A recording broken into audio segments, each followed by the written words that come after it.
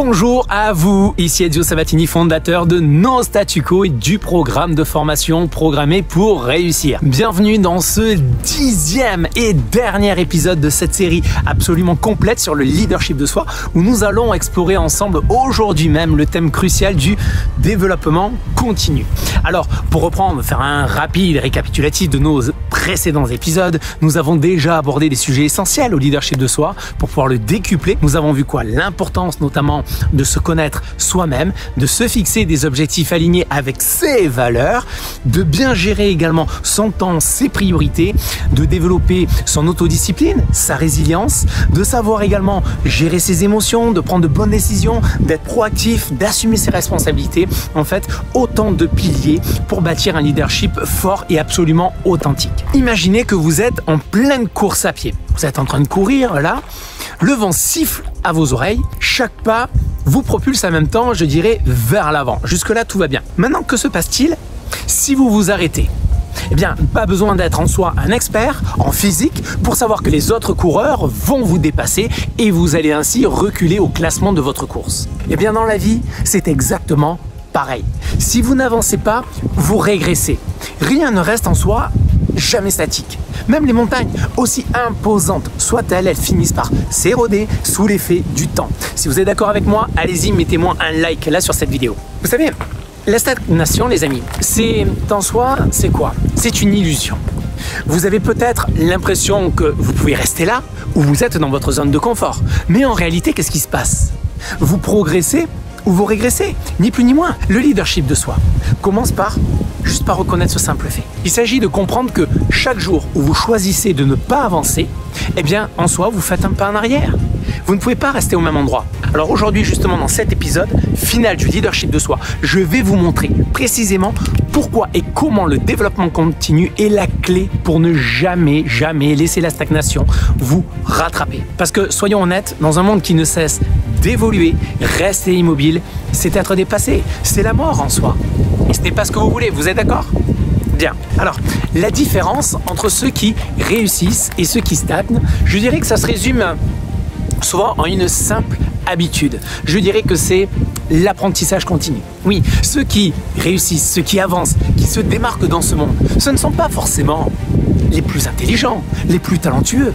Non, ce sont ceux qui ont décidé de ne jamais arrêter d'apprendre. Ce sont ceux qui regardent chaque jour, vous savez, comme une nouvelle opportunité d'ajouter quelque chose de précieux à leur boîte outils de la vie. Prenons l'exemple de Steve Jobs.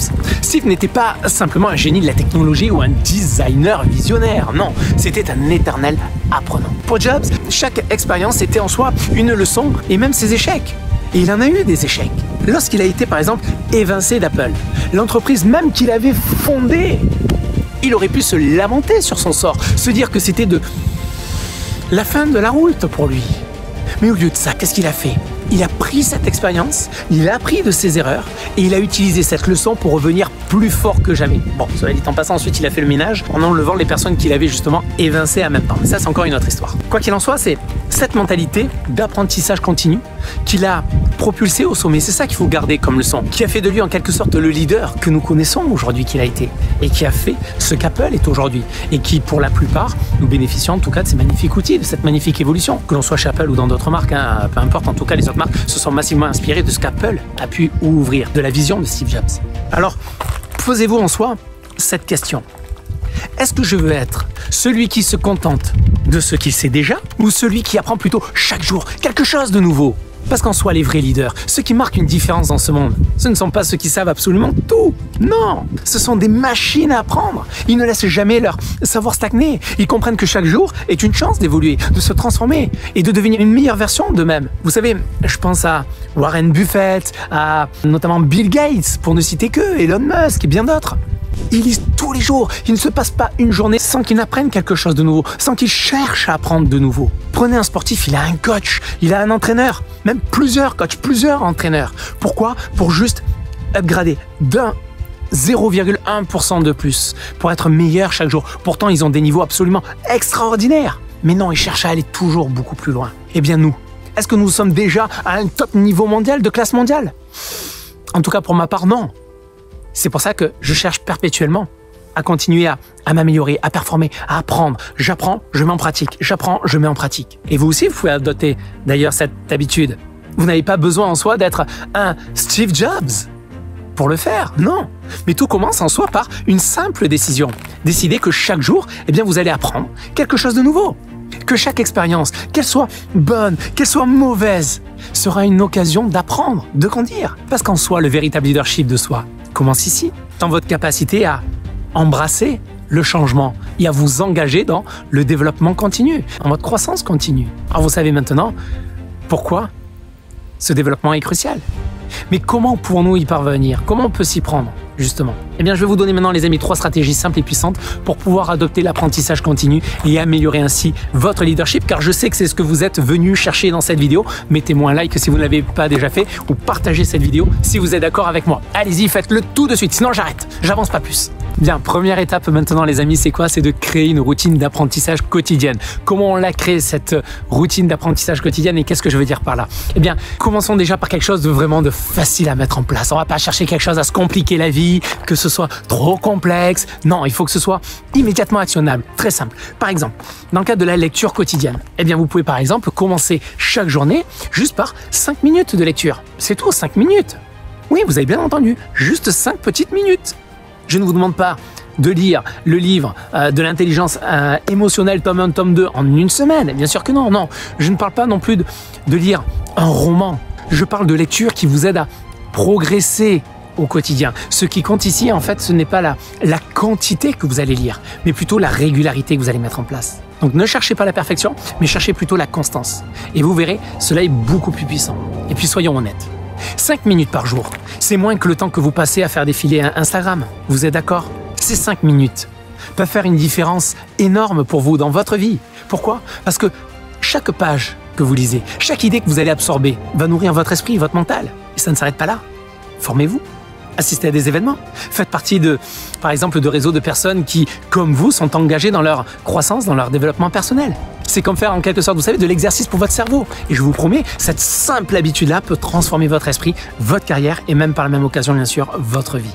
Deuxième stratégie maintenant que je vous livre, c'est d'adopter la mentalité de progression. Alors, qu'est-ce que j'entends par là? Comment faire? Chaque jour, par exemple, posez-vous cette question. Très simple, mais incroyablement puissante. Suis-je meilleur qu'hier? Suis-je meilleur qu'hier? Cette question doit devenir, je dirais, en quelque sorte, votre mantra. En fin de journée, vous devez vous poser cette question. Parce que ce que vous voulez, ce n'est pas en soi, je dirais, être parfait, non. Mais c'est être en constante amélioration. Et la progression vous apporte une satisfaction et un sentiment d'accomplissement. Et vous le savez, le bonheur est dans quoi? Et dans la progression. Dans n'importe quelle situation, regardez bien à quel moment vous avez ressenti du bonheur. C'est lorsque vous avez progressé, lorsque vous avez avancé, lorsqu'il y a eu quelque chose de nouveau qui s'est présenté à vous. Et bien là, c'est pareil. Vous ressentez ce petit boost à ce moment-là de quoi? De fierté, lorsque vous réalisez que vous avez appris quelque chose de nouveau ou que vous avez surmonté un défi. En soi, je dirais que la science est formelle. Cette approche que je suis en train de vous donner, les amis, cette approche renforce notamment les connexions neuronales. Les neurosciences nous parlent ici de plasticité cérébrale, c'est-à-dire la capacité de notre cerveau à se remodeler, à créer en soi de nouvelles connexions.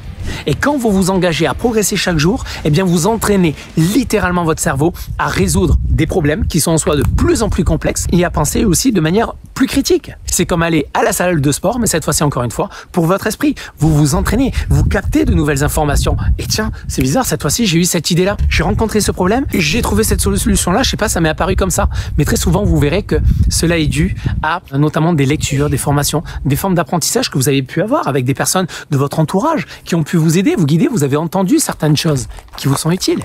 Troisième point maintenant que je veux vous donner, eh bien, c'est d'utiliser aussi les échecs comme des opportunités d'apprentissage. Parce que, soyons francs. Ouais, soyons francs.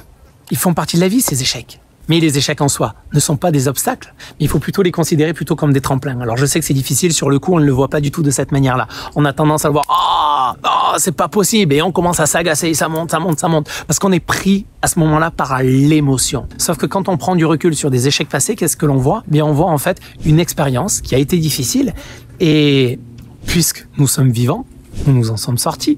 Bien, vous voyez les amis, ce sont là en quelque sorte ces échecs, ce sont des leçons déguisées. Donc la prochaine fois que vous échouez, ne le voyez pas comme un coup dur. Mais analysez cet échec, tirez-en une leçon et avancez.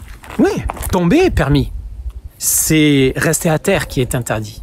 Alors voilà aussi d'ailleurs là un autre mantra qui est à adopter. Pensez-y, les leaders qui réussissent n'évitent pas en soi l'échec, mais ils en font leur allié. Ils comprennent que chaque erreur est une opportunité d'apprendre, de s'améliorer, de devenir également plus fort. Et c'est exactement ce que vous devez faire. Donc ne fuyez pas l'échec, apprenez de lui.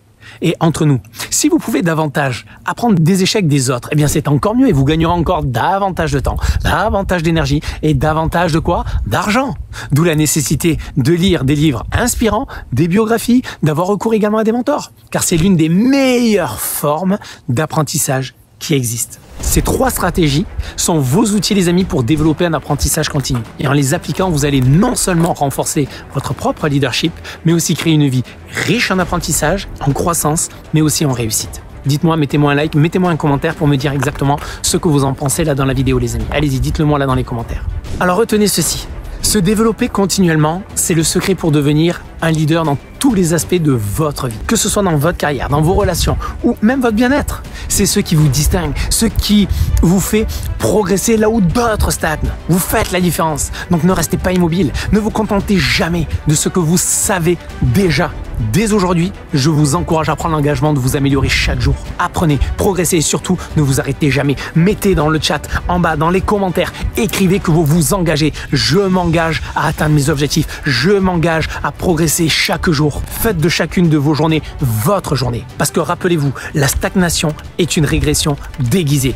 Pour vous laisser également avec une dernière pensée, laissez-moi vous partager cette citation que je trouve puissante. C'était cette citation de John Quincy Adams, qui était un ancien président des États-Unis dans les années 1820-1825 et qui était un fervent défenseur notamment de l'éducation et du progrès. Et j'aime bien ce qu'il disait.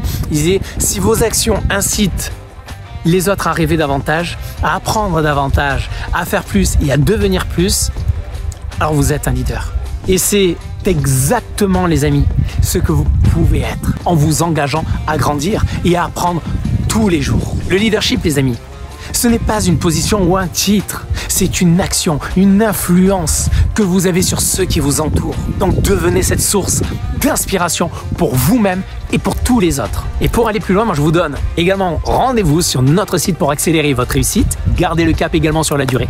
Vous y trouverez des ressources, des formations dans notre programme culte phare programmé pour réussir, pour accélérer votre réussite et mettre le focus exactement sur là où vous devez vous concentrer au quotidien. Je vous mets le lien en bas dans la description. Ne ratez pas cette opportunité en tout cas de propulser votre vie vers de nouveaux sommets. Avant de partir, n'oubliez pas de vous abonner, de liker, de partager cette vidéo si vous l'avez trouvée bien sûr utile. Et c'est comme ça justement que nous pouvons toucher encore plus de personnes prêtes à transformer leur vie. Et laissez-moi aussi un commentaire, notamment pour me dire ce que vous retenez de cette vidéo, avec quoi vous repartez aujourd'hui. Car chaque retour m'aide à créer du contenu qui vous inspire et vous soutient dans votre parcours.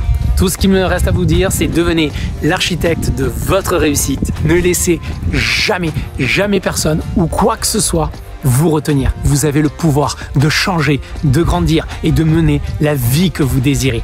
Merci de m'avoir fait confiance courant toute cette série des 10 épisodes sur le leadership de soi. Je vous dis à bientôt pour de nouvelles vidéos et souvenez-vous, le meilleur est toujours devant vous.